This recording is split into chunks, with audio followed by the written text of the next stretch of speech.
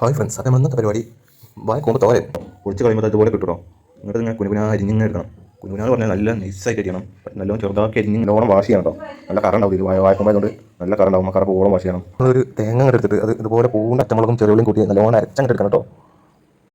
അരച്ചങ്ങോട്ട് എടുത്തിട്ട് ചട്ടി അടുപ്പിക്കാൻ വെച്ച് നല്ല ശുദ്ധമായ വെളിച്ചെണ്ണ ഒഴിച്ചിട്ട് എന്താക്കണം, കടുകിട്ട് പൊട്ടിക്കണം. കടുകിട്ട് പൊട്ടുമ്പോൾ ചട്ടപ്പട അങ്ങനെ പൊട്ടും. അപ്പോൾ പൊട്ടിങ്ങനെ വരുമ്പോൾ നല്ല സവാള അരിഞ്ഞിങ്ങനെ അതിനോട് നല്ലോണം ഇളക്കി കൊടുക്കുക. എന്താക്കണം, നല്ലതുപോലെ മിക്സ് ചെയ്തിട്ട് കേട്ടോ. നല്ലതുപോലെ മിക്സ് ചെയ്യണ്ടല്ലോ. നമ്മൾ നല്ലതുപോലെ ഉപ്പ് ആവശ്യത്തിന് ഇട്ട് കൊടുക്കണം കേട്ടോ. ഉപ്പം ഇട്ട് കൊടുത്തിട്ട് ആവശ്യത്തിന് മഞ്ഞപ്പൊടി അങ്ങോട്ട് ഇട്ട് കൊടുക്കണം കേട്ടോ. ചെറുള്ളിയും കൂട്ടി അരച്ച ആ മിക്സില്ലേ അത് ഇതിക്കാൻ ഇട്ട് കൊടുക്കണം കേട്ടോ. ഇട്ടങ്ങോട്ട് കൊടുത്തിട്ട് നല്ലതുപോലെ മിക്സ് ചെയ്യണം കേട്ടോ. നല്ലതുപോലെ ഒന്ന് മിക്സ് ചെയ്തിട്ട് നമ്മൾ എന്താക്കണം, 2 ഇല്ലി കറിവേപ്പില എടുത്തിട്ട് അതിനകത്ത് ഇട്ട് കൊടുക്കണം കേട്ടോ. അപ്പോൾ വരുന്നൊരു സ്മെല്ലുണ്ട് സാറേ, എന്താ സ്മെല്ല്. അതിനകത്ത് ഇട്ട് കൊടുക്കുമ്പോൾ അപ്പോഴാണ് ഇതിൻ്റെ യഥാർത്ഥ ടേസ്റ്റ് അങ്ങ് വരിക. എന്നിട്ട് നമ്മൾ എന്താക്കണം, അടച്ച് വെച്ചാൽ കഴിക്കണം കേട്ടോ.